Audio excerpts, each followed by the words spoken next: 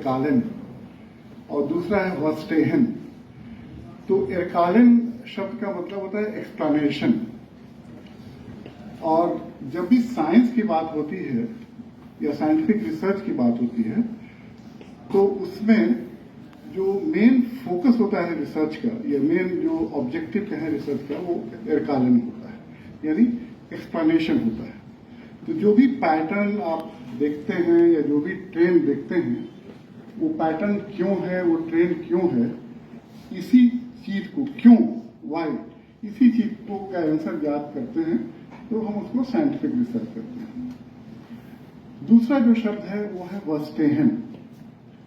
Verstehen का मतलब होता है इंटरप्रिटेटिव अंडरस्टैंडिंग या understanding at the level of meaning. तो बहुत सारी चीजें जो हैं जो एक्सप्लेनेशन से उसके बारे में हम लोग जान सकते हैं, बहुत सारी चीजों के बारे में। लेकिन बहुत सारे पक्ष, मानव के पक्ष या दुनिया के बहुत सारे ऐसे पक्ष हैं जिसको आप एक्सप्लेन नहीं कर सकते हैं और एक्सप्लेनेशन देते हैं तो बहुत ही सुपरफिशियल लगता है। तो ऐसी स्थिति में जो साइंस का जो मेथड है वो फेल हो जाता है। तो इसी संदर्भ में मैं दो टर्म और यूज करूंगा। पहले तो मैं बता दूं कि साइंस होता क्या है। साइंस बेसिकली बहुत ही फंडामेंटल लेवल पर कहा जाए तो science is a systematic study of facts. दो चीजें हैं, एक तो है फैक्ट्स और दूसरा है सिस्टमैटिक स्टडी। तो फैक्ट्स वो होते हैं जो मैं हिंदी मेरी बहुत अच्छी नहीं है तो चूंकि मैं पढ़ाता हूँ इंग्लिश में, तो फैक्ट्स होते हैं those things which are contingent upon our sensory experience, जो हमारे सेंसरी एक्सपीरियंस पे डिपेंड करते हैं। सेंसरी एक्सपीरियंसेज वो होते हैं जैसे 5 सेंसर होते हैं, तो देखना, टच करना, स्मेल करना, टेस्ट करना। तो अगर कोई चीज हम टच कर रहे हैं तो आई कैन सेंस कि ये चीज एग्जिस्ट करती है और ये एग्जिस्ट करती है, ये देख रहा हूं एक चीज एग्जिस्ट करती है तो उसको हम फैक्ट मानते हैं। तो उसको दूसरी ढंग से बोले तो कहें कि इंपेरिकली वेरीफाइबल थिंग, जो चीजें इंपेरिकली वेरीफाई कर सकते हैं, यानी टच कर सकते हैं, देख सकते हैं या स्मेल कर सकते हैं, टेंजिबल। तो ये है साइंस।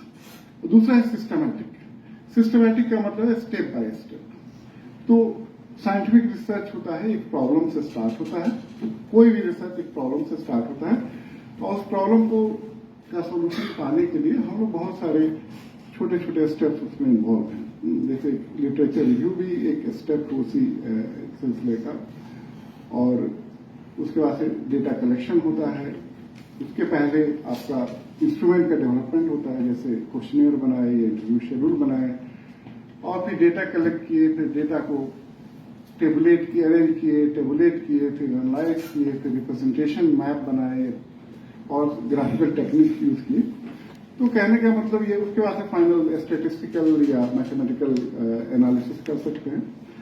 तो साइंस अगर एज ए सब्जेक्ट मैटर देखते हैं तो जो नेचुरल साइंस जिसको हम फिजिक्स, केमिस्ट्री या बायोलॉजिकल साइंसेस हैं या अर्थ साइंसेस हैं, तो जनरली ये सारे सब्जेक्ट वो फैक्ट्स से डील करते हैं।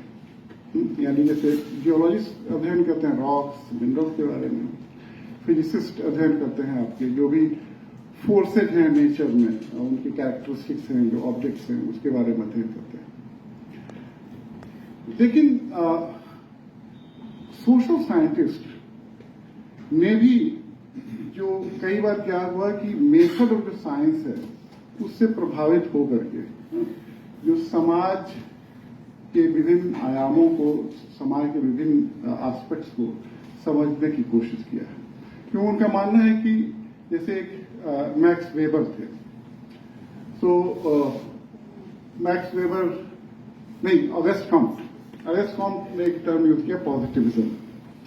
तो पॉजिटिविज्म एक फिलॉसफी है, वो मानती है कि जैसे साइंस का जो मेथड है हम लोग बहुत ही फ्रूटफुली इस्तेमाल कर सकते हैं समाज शास्त्र को समझने के लिए, या सामाजिक जो जो फेनोमेना है या सोशल फेनोमेना उसको समझने के लिए। तो दो बातें हुई, एक तो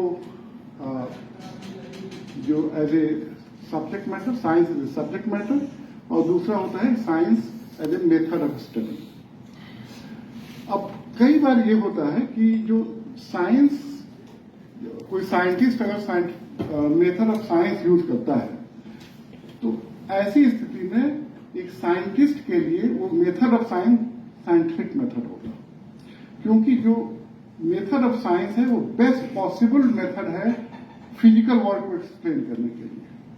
लेकिन सेम मेथड ऑफ साइंस और समाज को समझना है उस मेथड को यूज करके, तो कोई जरूरी नहीं है कि वो बेस्ट मेथड होगा, क्योंकि समाज में जो कॉम्प्लेक्सिटी है वो नेचर से भी ज्यादा है, क्योंकि समाज में इंटेंशंस हैं, इंटेंशनलिटीज हैं, मोटिवेशंस हैं, बिलीफ्स हैं, वो सारी चीजें मेथड ऑफ साइंस से कैप्चर नहीं कर सकते। इसीलिए सोशल साइंटिस्ट ने कई सारे मेथड इजाद किए हैं। ये मेथड जो समाज के विभिन्न आयामों को, विभिन्न एस्पेक्ट्स को समझने में मदद करते हैं। जहां पे साइंस फेल होता है, जहां पे मेथड ऑफ साइंस फेल होता है, तो वहां पे मेथड ऑफ सोशल साइंस इस्तेमाल होता है। तो एक सोशल साइंटिस्ट के लिए मेथड ऑफ साइंस साइंटिफिक नहीं हो सकता है कई ऐसे जगहों पे, लेकिन मेथड ऑफ सोशल साइंस बहुत यूजफुल होगा। तो इसलिए जो टर्म साइंटिफिक मेथड जो बोलते हैं, ये बहुत ही वैल्यू लोडेड टर्म है। तो मेथड ऑफ सोशल साइंस भी साइंटिफिक हो सकता है और मेथड ऑफ साइंस भी है वो अनसाइंटिफिक हो सकता है। डिपेंड करता है आप किस प्रॉब्लम को इन्वेस्टिगेट कर रहे हैं। तो कहने का मतलब यह है कि अगर समाज कॉम्प्लेक्स है और समाज को समझना शायद नेचर से समझने से ज्यादा डिफिकल्ट है, क्योंकि नेचर में वेरिएबिलिटी उतनी नहीं है। अगर मान लें कि आप इनको एक थप्पड़ अभी लगाएं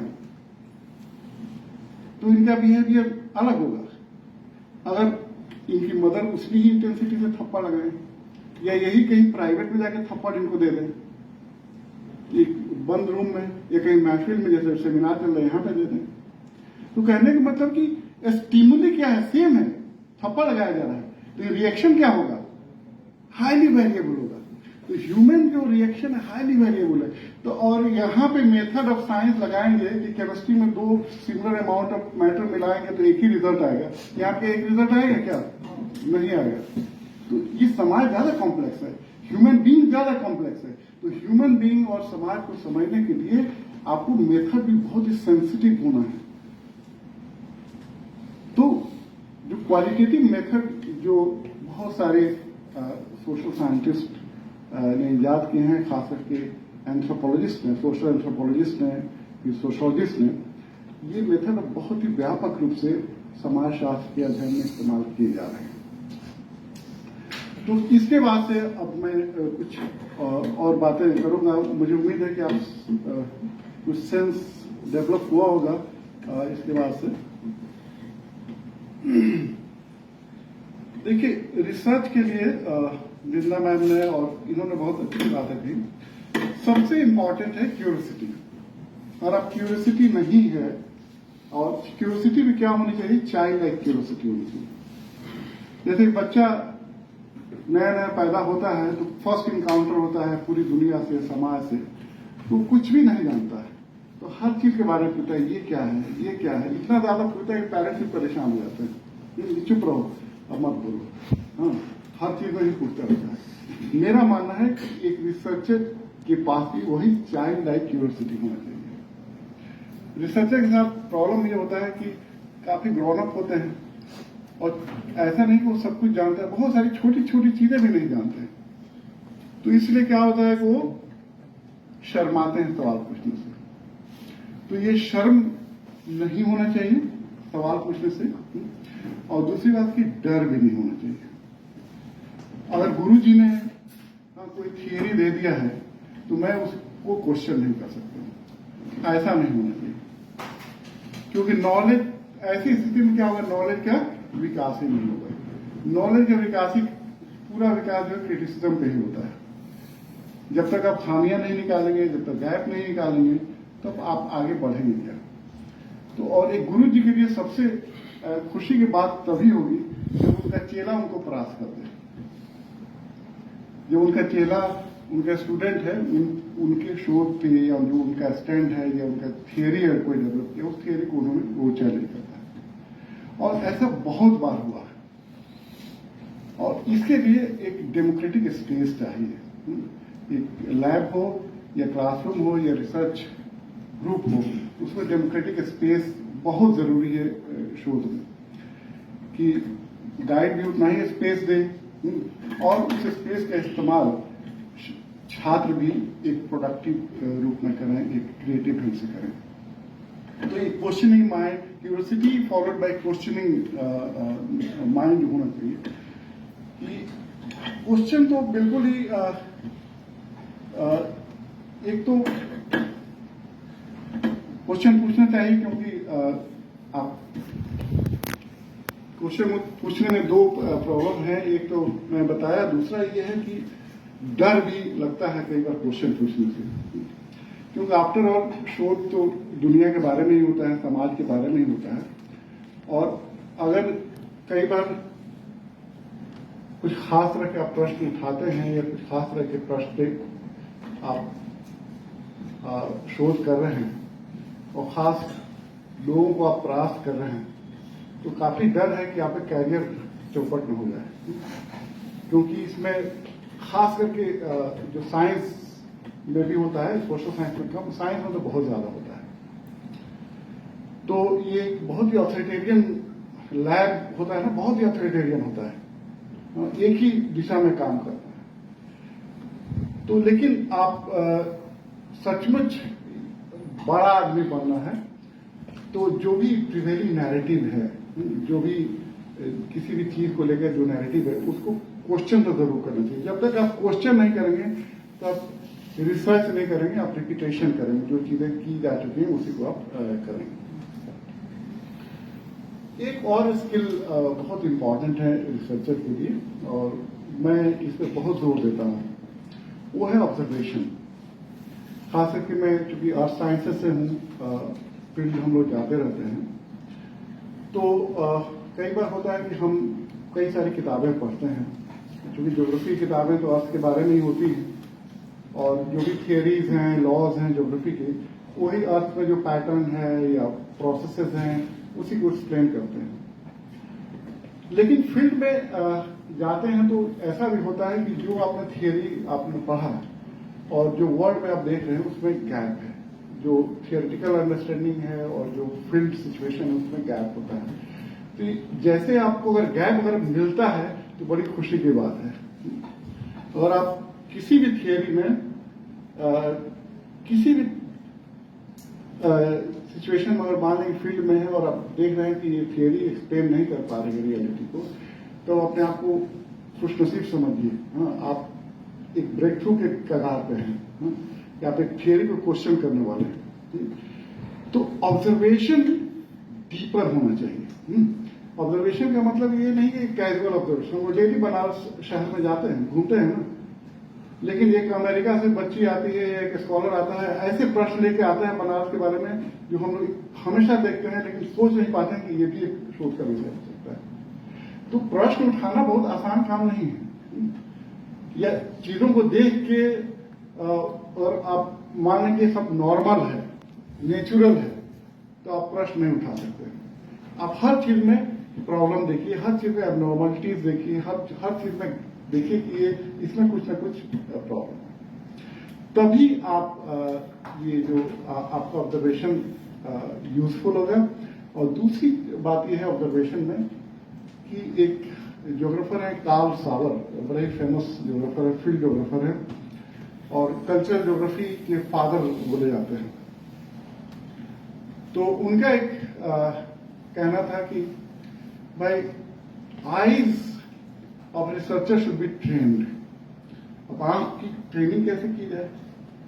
आंख की ट्रेनिंग करने का मतलब ये हुआ कि चीजों को कैसे देखा जाए, कौन सी चीजें देखी जाए, कौन सी चीजें नहीं देखी जाए, कौन सी चीजें ज्योग्राफिकली सिग्निफिकेंट हैं या एकेडमिकली सिग्निफिकेंट हैं। मिसाल के तौर पे देखिए आप चार्ल्स डार्विन बहुत बड़ा नाम है। तो चार्ल्स डार्विन गैलापागोस आइलैंड गए अपने शोध के लिए। चार्ल्स डार्विन एक बड़ा प्रोफाउंड स्टेटमेंट है, the secret of life is in geographical pattern. तो जो भी दुनिया में जो अगर आप लाइफ के सीक्रेट है उसको आप रिवील करना चाहते हैं तो उसको ज्योग्राफिकल यानी अर्थ पे देखना पड़ेगा। तो उन्होंने क्या देखा, कई सारे आइलैंड हैं, गैलापागोस आइलैंड के बाद छोटे छोटे कई सारे आइलैंड्स हैं। अब उसने ये देखा कि एक खास चिड़िया है और सेम चिड़िया एक आइलैंड पर रहती है और वही चिड़िया दूसरे आइलैंड पर रहती है, और दोनों चिड़ियों के जो बीक्स हैं वो अलग अलग है। एक का बीक सीधे है और एक का बीक क्या है, टेढ़ा है। तो ऐसा कैसे? तब उन्होंने डीपर इन्वेस्टिगेशन किया तो देखा कि एक आइलैंड पे जो उसका फॉर्मेशन है वो रॉकी है और दूसरा आइलैंड जो है उस पर सॉइल है ज्यादा। तो रॉकी आइलैंड में आपको चीजों को निकालने के लिए आपको डिफरेंट तरह के चोंच चाहिए और सॉइल वाले आइलैंड पे निकालने के लिए दूसरी चाहिए। तो कहने का मतलब ये कितना रिमार्केबल स्टेटमेंट है, कितना रिमार्केबल ऑब्जर्वेशन है। तो कहने का मतलब है कि जब ऑब्जर्वेशन करें तो हमेशा चीजों को एसोसिएट करके always see things in relation थे, never see things in isolation. कोई भी घटना घट रही है, कोई भी पैटर्न आप देख रहे हैं, कोई भी चीज देख रहे हैं तो उसको हमेशा रिलेट करने की कोशिश करेंगे। वो क्यों है, ऐसा क्यों है, हो सकता है वो किसी और चीज से प्रभावित हो रहा हो। तो ये रिलेशनशिप बहुत ही इंपॉर्टेंट है। एक और बात है वो है क्रिएटिविटी। तो क्रिएटिविटी के लिए दो चीजें हैं, एक है बोलते हैं वर्टिकल थिंकिंग, एक होता है हॉरिजॉन्टल थिंकिंग। वर्टिकल थिंकिंग का मतलब ये होता है कि अगर किसी विषय पे आप शोध कर रहे हैं उस विषय को बहुत गहराई के साथ और जितना डीप जाना चाहें, जो भी अवेलेबल लिटरेचर है उसको माइक्रोस्कोप के लेवल पर तक जाए, उस विषय वस्तु को डीपेस्ट पॉसिबल अंडरस्टैंडिंग डेवलप करें। लेटरल थिंकिंग होता है कि थोड़ा सा आप डेविएट करें। आप रेलवे ट्रैक पर चल रहे हैं तो कई बार इधर लेफ्ट घूमे, कई बार राइट घूमे, इसको डिटूरिंग बोलते हैं, यानी अपने रास्ता से थोड़ा भटकना। भटकना बहुत जरूरी है रिसर्च में। अब बड़े लोग वही हुए हैं जो भटके हैं, हाँ, ऐसा नहीं जो सीधे गए हैं वो बड़े नहीं हुए हैं, उसमें से बहुत लोग बड़े हुए हैं, लेकिन बहुत सारे जो जीनियस हुए हैं वो भटक के ही जीनियस हुए हैं। भटकने का मतलब यह है कि आपका इंटरेस्ट शायद इस रास्ते में नहीं कहीं और है, आपका शोध का जो इंटरेस्ट है किसी और रास्ते में जाता है। और मैं इस बारे में ये कहूंगा, कई सारे ज्योग्राफर्स हैं, खासकर ज्योग्राफी में तो उदाहरण भरपूर उदाहरण है। मैथमेटिशियन है, कोई इकोनॉमिस्ट है, कोई सोशोलॉजिस्ट है, उसका इंटरेस्ट डेवलप होते होते वो ज्योग्राफर बन गया। और 1950 के बाद से 5 बड़े ज्योग्राफर के नाम दिया जाए उसमें 3 इकोनॉमिस्ट या मैथमेटिशियन मिल जाए। आज इकोनॉमिस्ट 50 इकोनॉमिस्ट का नाम लीजिएगा 1950 के बाद से जो नोबेल लॉरिएट हैं उसमें अधिकतर लोग मैथमेटिक्स के होंगे, फिजिक्स के होंगे। ये सब डिटूरिंग का कमाल है या लेटरल थिंकिंग का कमाल है। लेटरल थिंकिंग का मतलब है कि आपका विषय वस्तु एक वैक्यूम में तो नहीं होता है ना, उसका रिलेशनशिप कहीं ना कहीं है। मान लीजिए और समाज शास्त्र पे काम कर रहे हैं तो समाज शास्त्र इकोनॉमिक्स से भी संबंध है, भूगोल से भी संबंध है, इतिहास से भी संबंध है, साइकोलॉजी से भी संबंध है। तो रिलेटेड लिटरेचर पढ़िए। तो कई बार रिलेटेड लिटरेचर आप पढ़ते पढ़ते उसमें इतना घुस जाते हैं कि आपका रास्ता गड़बड़ा जाता है। तो पीएचडी में एक कॉन्स्टेंट है कि आपको 5 साल में, जैसे बिंदा मैंने बोल रही थी 6 साल में ही कंप्लीट करना है, तो इतना ना भटक जाइए तो आपका पीएचडी ही नहीं जमा होता है। तो ये भटकना, एक कंट्रोल भटकना होना चाहिए। भटकिए, डिटूर होना चाहिए, लेकिन एक कंट्रोल भटकना आपका होना चाहिए। एक है पेशेंस। पेशेंस बहुत जरूरी है रिसर्च में, क्योंकि बहुत फ्रस्ट्रेटिंग हो सकता है रिसर्च। खास करके लैब में काम कर रहे हैं, रिजल्ट ही नहीं आ रहा है। आप तमाम कोशिश कर रहे हैं कि आप हाइपोथेसिस लेके चल रहे हैं, न प्रूव हो रहा है न डिसप्रूव हो रहा है। तो पेशेंस जरूरी है और इसके बहुत सारे उदाहरण हैं। एक उदाहरण है, अमेरिका में बोस्टन शहर में काम किया था विलियम फूटे व्हाइट ने। विलियम फूटे व्हाइट एक अर्बन सोशोलॉजिस्ट थे, अर्बन सोशल एंथ्रोपोलॉजिस्ट बोल सकते हैं उनको। तो उनका जो काम था इटालियन कम्युनिटी में काम करते, जो इटली से आकर के बस गए थे और बहुत ही गरीब तबका थे और स्ट्रीट्स पे रहते थे उस जमाने में 40s-30s में। तो उसी में इनका काम था। तो उसी में क्या है, बहुत सारे स्ट्रीट गैंग्स होते हैं जो लड़ाइयां करते हैं, चोरी करते हैं रात में। तो बेसिकली उनका काम जो गैंग थे उन्हीं के ऊपर काम था। तो क्या किया कि उन्होंने धीरे धीरे आया और उनको एक्सेस ही नहीं मिले। भाई कोई थोड़ी बोला कि मैं चोरी करता हूँ, रात में डकैती डालता हूँ। तो वहीं पे वो स्ट्रीट में रहने लगे। रहते रहते क्या हुआ कि धीरे धीरे राब्ता बढ़ा और उनको जो स्ट्रीट गैंग के मेंबर्स थे उनको लगा कि नहीं ये भी हम ही लोग टाइप आदमी है। उसके बाद से ये उनके साथ जो रात में चोरियां करने आते थे, डाका डालते थे और धीरे धीरे कब तक हमने ये 2 साल तक ये प्रोसेस चला। And that's how he could bring the social organisation, the psychology and all the complexities that was involved in street corner society. ये विलियम फूटे व्हाइट के बारे में आप स्ट्रीट कॉर्नर सोसाइटी और टाइप करिए तो बहुत डिटेल में आपको मिल जाएगा। उसी तरह से आप नाम सुने होंगे जो एक मेलिनोस्की है। मेलिनोस्की एक बड़े सोशल एंथ्रोपोलॉजिस्ट थे। रेडक्लिफ ब्राउन का नाम सुने होंगे। मेलिनोस्की ने मेलिनेशिया या न्यू गिनीना पे काम किया है, जो ट्रॉब्राड आइलैंडर्स हैं। पूरे फर्स्ट वर्ल्ड वॉर में पूरे उसी एरिया में 4-5 साल तक रह करके एक ही ट्राइब के ऊपर काम किया। फिर रेडक्लिफ ब्राउन आपका जो अंडमान आइलैंड पे काम किया, 3-3 साल 4-4 साल गुजार करके। आप वैगन एल्विन का नाम सुने होंगे, जो बायगा ट्राइब जो सेंट्रल इंडिया में रहता है, बायगा ट्राइब के ऊपर पूरी जिंदगी उन्होंने बायगा ट्राइब पे ही गुजार दिया। पूरी जिंदगी उन्हीं के साथ रहते हैं। तो बायगा उनकी सबसे ऑथेंटिक किताब है, बायगा ट्राइब के ऊपर। लेटरल थिंकिंग की बात हो रही थी, इसी में मैं अपना खुद उदाहरण दूंगा कि मैं भोजपुरी केंद्र में आया। मेरे लिए बहुत इवेंटफुल ये ट्रेवल रहा है। हाँ, ये डिटूरिंग कह सकते हैं यार। मैं आया तो मैं कवि बन गया, एक कविता किताब लिख दी। इसका वजह ये रहा कि मैंने इंटरेक्ट किया सदानंद शाही सर से पहले, फिर शुक्ला सर से और तमाम छात्रों से इंटरेक्ट किया और मुझे इंटरेस्ट डेवलप हुआ। मुझे लग रहा कि ये भी एक भाषा हो सकता है ज्योग्राफी को समझने के लिए, मैप को समझने के लिए। कविता भी एक भाषा हो सकती है जिसके जरिए हम मैप को समझ सकते हैं। एक जब अलीगढ़ में हम लोग पढ़ते थे तो एक बड़े ही फेमस कहानीकार थे, आप लोग तो जानते ही होंगे, काजी अब्दुल सत्तार। काजी अब्दुल सत्तार बड़े लंबे हैंडसम पर्सनालिटी थे, बड़े बड़े बाल और बड़े नवाबी अंदाज था उनका। बड़े सिंपल आदमी थे वैसे। और डेली वो उर्दू डिपार्टमेंट से आर्ट्स फैकल्टी में, वहां से ज्योग्राफी डिपार्टमेंट में आते थे। वहाँ प्रोफेसर शफी साहब थे और प्रोफेसर मेहदी रजा साहब थे, उन्हीं के साथ बैठते थे 2-2, 3-3 घंटा। हम लोग बीए के स्टूडेंट थे, हम लोग ऐसे ही आते होंगे, लेकिन उनका नाम बहुत था, बड़े हैंडसम भी थे देखने को। तो बाद में हम लोगों को पता चला जब मैं अलीगढ़ छोड़ दिया कि वो एक नॉवल लिख रहे हैं सीतापुर को एक प्लॉट बना करके। तो सीतापुर के जो ज्योग्राफिकल कंडीशन है तो उस प्लॉट में तो देना पड़ेगा ना, उसमें गलती नहीं होनी चाहिए। तो उसके बारे में बातचीत करने के लिए वो ज्योग्राफी डिपार्टमेंट रेगुलर आते थे।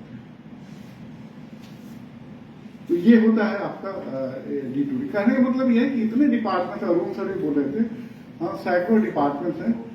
मुझे लग रहा है कि आपको घूमने जाना चाहिए, बातें करना चाहिए दूसरे डिपार्टमेंट टीचर्स से, छात्रों से। मैं खुद इससे मुझे तो बहुत फायदा हुआ, मैं कह दूँ।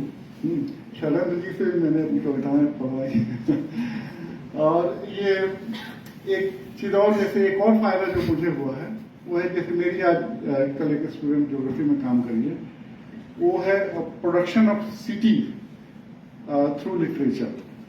तो लिटरेचर के जरिए शहर को कैसे पैदा किया जाता है, प्रोड्यूस किया जाता है। क्योंकि शहर तो भाई डिफरेंट लोग डिफरेंट नजरिए से देखते हैं, हर आदमी का अपना इंटरेस्ट है।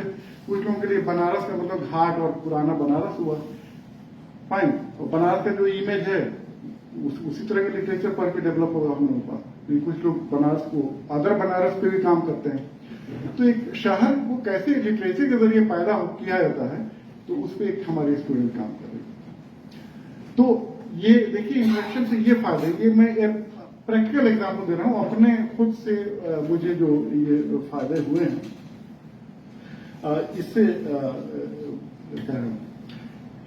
एक बात और है कि जैसे चूंकि ये जनपदीय अध्ययन केंद्र है, और जनपदीय अध्ययन केंद्र को मैं तो एरिया स्टडी मानता हूं, और जाहिर सी बात है यहाँ पर हिस्टोरियन भी काम करते हैं, ज्योग्राफर भी काम करते हैं, कल्चर के लोग भी काम करते हैं, और ऑफकोर्स लिटरेचर के लोग। लिटरेचर तो कोर ही है जो इस डिपार्टमेंट का, लेकिन इसको मैं एक एरिया स्टडी ही मानता हूं।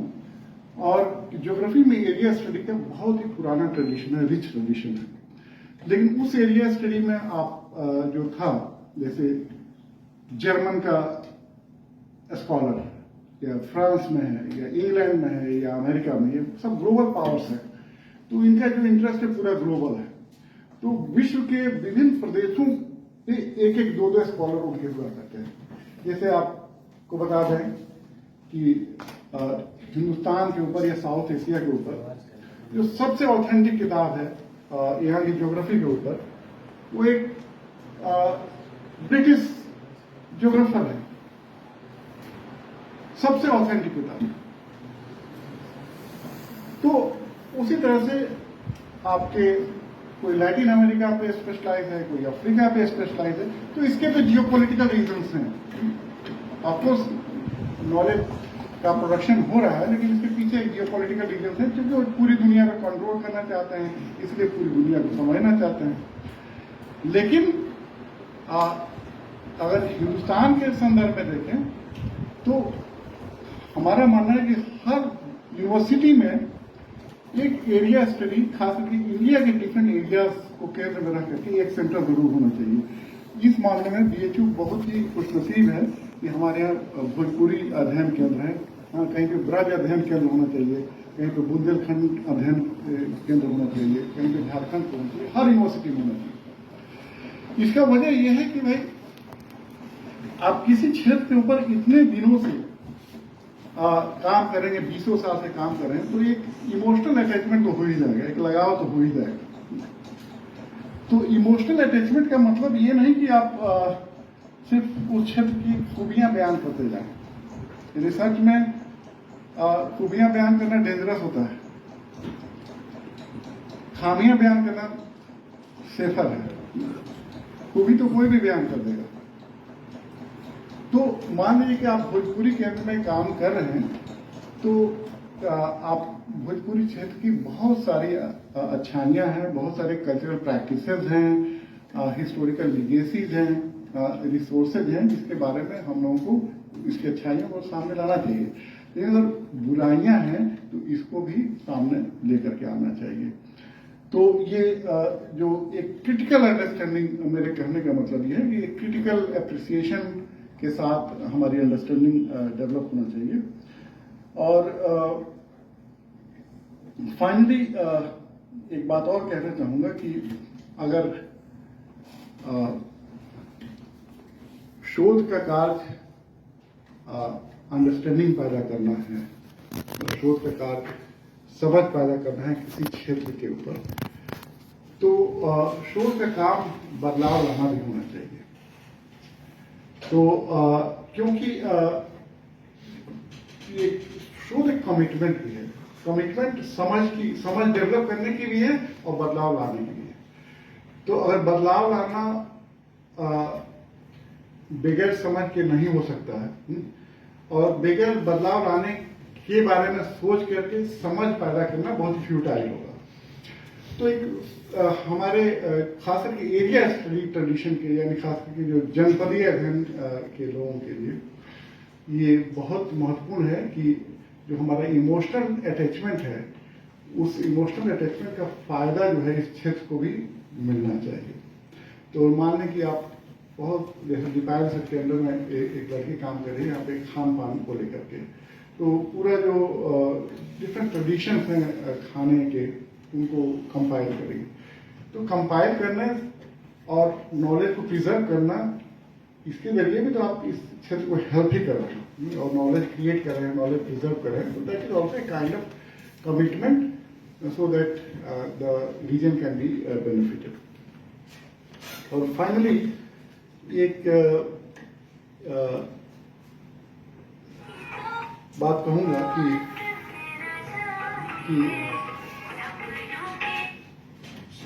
ये एक बड़ी famous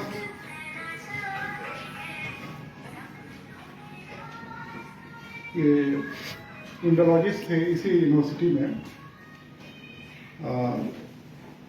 professor Agrawal, ancient Indian history, G Vasudev sir Agrawal. तो उनका एक बड़ा फेमस, मुझे खास ये बहुत पसंद है, मिट्टी से जुड़े हुए थे वो। तो उनका कहना था कि जो शोधकर्ता है, मैं इस बात को पहले भी बोल चुका हूँ, हो सकता है बहुत सारे नए ऑडियंस है तो इसको जानना चाहिए सबको। एक शोधकर्ता को जब भी, चूंकि आप लोग ज्यादातर लोग भोजपुरी क्षेत्र से ही जुड़े हुए हैं, तो आप विश्वविद्यालय से गांव जाएं तो एक झोला लेकर के जाएं और खाली झोला लेके आए, और जब गांव से वापस आए तो झोले में भर के मटेरियल लेके आए। क्योंकि क्षेत्र की जो जानकारियां हैं, क्षेत्र के बारे में जो नॉलेज है गांव में है, बहुत सारी नॉलेज सिस्टम खत्म हो रही है, लिप्त हो रही है धीरे धीरे। तो उनका कहने का मतलब यह है कि आप हमेशा जो विश्वविद्यालय और जो फील्ड है या जो क्षेत्र है उसमें एक ऑर्गेनिक ढंग से एक लिंकेज होना चाहिए कि और दूसरी बात यह है कि जो रियल नॉलेज है वो समाज में है, वो गांव में है, कम्युनिटी में है। तो रियल नॉलेज तभी पॉसिबल है कि सिर्फ ऐसा नहीं कि किताब 10 पढ़ ली और शोध करके और सबको समराइज करके नया शोध कर लिया। कुछ नयापन लाना है तो कुछ नया मटेरियल लाना है, उसी मटेरियल के आधार पर अगर आप शोध करेंगे तो आपका शोध थोड़ा सा फ्रेश होगा और उसमें नयापन होगा। तो इन्हीं चंद बातों के साथ मैं अपनी